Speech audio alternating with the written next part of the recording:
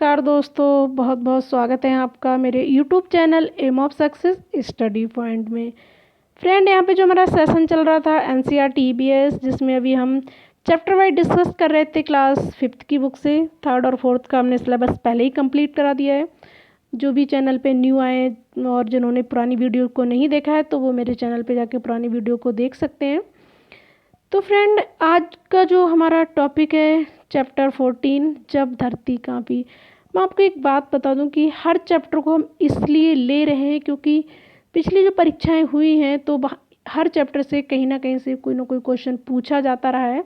तो हमारा उद्देश्य यही है कि हम हर चैप्टर का हर इम्पोर्टेंट पॉइंट आपको डिस्कस करा दें, आप उसे अच्छे से पढ़ लें ताकि एग्ज़ाम से पहले सारे पॉइंट आपके क्लियर हो जाएं, आपको ये ना लगे कि हमारा कोई भी पॉइंट छूटा है। तो यही हमारा उद्देश्य है हर चैप्टर को लेने का। तो चैप्टर वाइज ही मैं यहाँ पे हर चैप्टर से जो इम्पोर्टेंट पॉइंट है उन्हें लिया है, तो इस चैप्टर के पॉइंट पे डिस्कस करते हैं। यहाँ पे जो कहानी है कि जब धरती कांपी, इससे आप समझ ही गए होंगे, यहाँ पे भूकंप के बारे में बात हो रही है।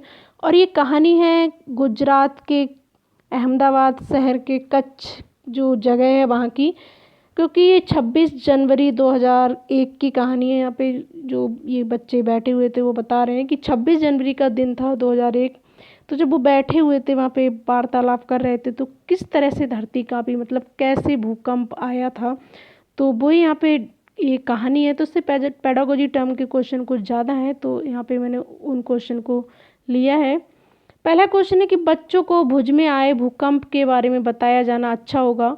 भूकंप से होने वाले प्रभाव पर चर्चा की जा सकती है। बच्चे जो भुज जो जगह का नाम है, तो जो भूकंप आए थे गुजरात, क्योंकि जो समुद्र के किनारे वाले शहर होते हैं वहाँ भूकंप ज़्यादा आते हैं, तो ये गुजरात में भी भूकंप उसी तरह से आते हैं। तो उसमें बताया गया कि बच्चों से उस पर चर्चा करें कि उससे क्या प्रभाव पड़ते हैं भूकंप के। तो क्लास में इसके बारे में डिस्कस किया जा सकता है। नेक्स्ट है कि गांव के लोग सूखे तालाब को खोदकर चिकनी मिट्टी लाए, मिट्टी में फिर गोबर मिलाकर बड़े बड़े उपले बनाए और उन्हें एक दूसरे पर रखकर दीवारें खड़ी की, चूना से दीवारों की पुताई की, घास फूस की छत बनाई और आईने के टुकड़ों से घर को सजाया। ये इस तरह से क्वेश्चन पूछा भी गया है कि आईने से सजे हुए घर कहाँ पे होते हैं, तो गुजरात में होते हैं। तो ये वाला सेकंड वाला पॉइंट आपका इम्पॉर्टेंट है कि सूखे तालाब को खोदकर और मिट्टी गोबर को मिलाकर जो घर बनाए जाते हैं और घरों को आईने से सजाया जाता है, तो ये गुजरात में होते हैं।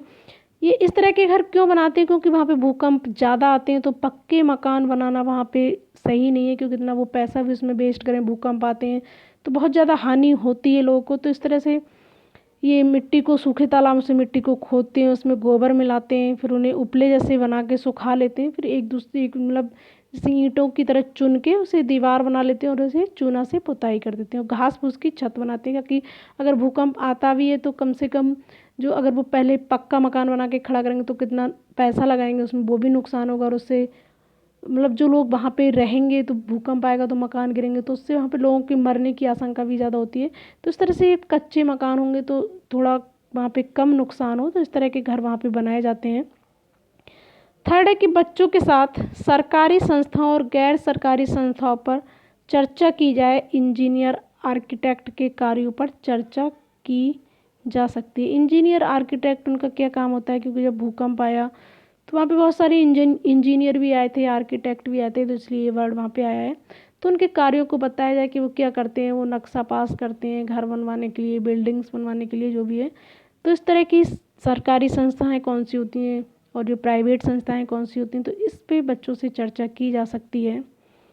नेक्स्ट है इम्पोर्टेंट पॉइंट कि भूकंप की तीव्रता रिएक्टर स्केल पर मापी जाती है। क्वेश्चन इम्पोर्टेंट है ये कि जो भूकंप की तीव्रता होती है वो रिएक्टर स्केल पर मापी जाती है, और भूकंप मापने की मशीन को सिस्मोग्राफ कहते हैं। दोनों ही अलग हैं, थोड़ा सा ध्यान से पढ़िएगा कि उसकी तीव्रता को मापने वाली जो मशीन होती है वो रिएक्टर स्केल में मापी जाती है, और जो भूकंप मापने की मशीन है वो सिस्मोग्राफ में मापी जाती है। काफ़ी बार ये क्वेश्चन पूछा जा चुका है।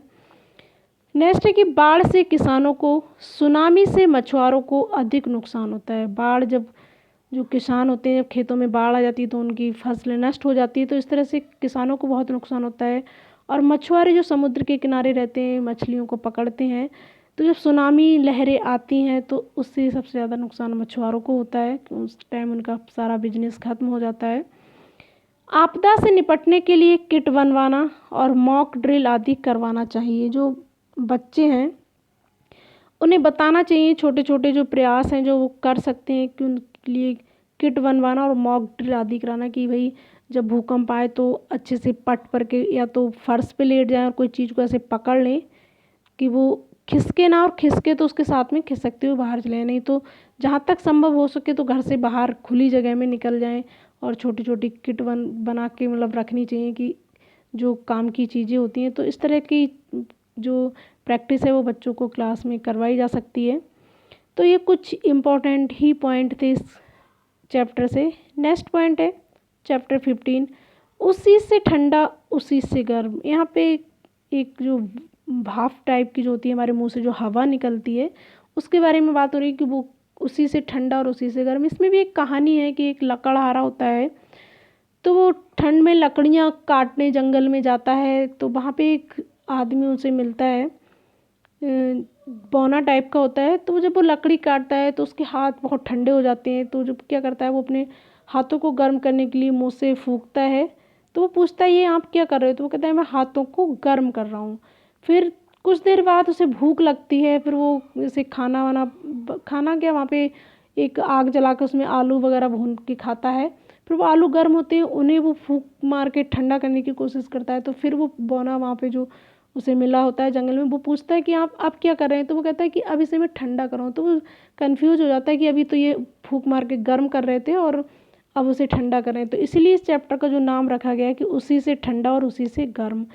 तो ये जो कहानी है, इसके जो लेखक हैं वो डॉक्टर जाकिर हुसैन है, जो हमारे देश के पूर्व राष्ट्रपति, मतलब ये 3rd नंबर के राष्ट्रपति थे हमारे देश के, और प्रथम मुस्लिम राष्ट्रपति थे उस टाइम। ये प्रथम मुस्लिम राष्ट्रपति थे। और नंबर की बात किया जाए तो 3rd नंबर पे ये राष्ट्रपति रहे हमारे देश के। तो उन्होंने ये कहानी लिखी है, काफ़ी सारी कहानियाँ उन्होंने लिखी, तो उसी कहानी से ये लिया गया है। तो इसमें कहा गया कि हमारी फूंक बाहरी ताप से कभी गर्म होती है और कभी ठंडी। कभी सर्दियों में जब हम फूंक मारते हैं तो वो हमारे हाथ गर्म होते हैं, और कोई गर्म चीज़ पर जब हम फूंक मारते हैं तो क्या होता है, वो ठंडी होती है। तो यही बताया कि बाहरी फूंक, जो हमारी फूंक है वो बाहरी ताप से कभी गर्म होती है और कभी ठंडी। नेक्स्ट है, यहाँ पे होगा सांस गर्म और शीशा ठंडा होता है। सांस गर्म और शीशा ठंडा होता है, जिससे शीशा पर पानी की बूंदें बन जाती हैं। आपने देखा होगा गाड़ी वगैरह में चलते हैं तो अगर खिड़कियाँ लॉक होती हैं तो उस पर क्या होता है, भाप जैसी बन जाती है, क्योंकि जो हमारी सांस है वो गर्म होती है, और शीशा ठंडा होता है तो उस पर पानी की बूंदें जैसी हो जाती हैं। तो शीशा साफ़ करने को लोग इस तरह से करते भी हैं कि उस पर फूंक मारते हैं तो उस पर बूंदे बूंदे से हो जाती हैं, तो उसका सांस से मतलब फूंक मार के शीशे को साफ़ करते हैं। तो ये यही कारण है कि हमारी जो सांस है वो गर्म होती है, शीशा ठंडा होता है, जिससे वो पानी की बूंदें बन जाती हैं। तो यही कुछ इम्पोर्टेंट पॉइंट थे इस चैप्टर से, और ज़्यादा कुछ खास नहीं था। लेकिन मेरा प्रयास यही है कि मैं हर चैप्टर को आपको डिस्कस कराऊं, हर पॉइंट आप तक पहुंचे, ताकि एग्ज़ाम में आपको कोई प्रॉब्लम ना हो। तो फ्रेंड, मिलते हैं नेक्स्ट क्लास में, तब तक के लिए अपना ख्याल रखिए। Okay, bye.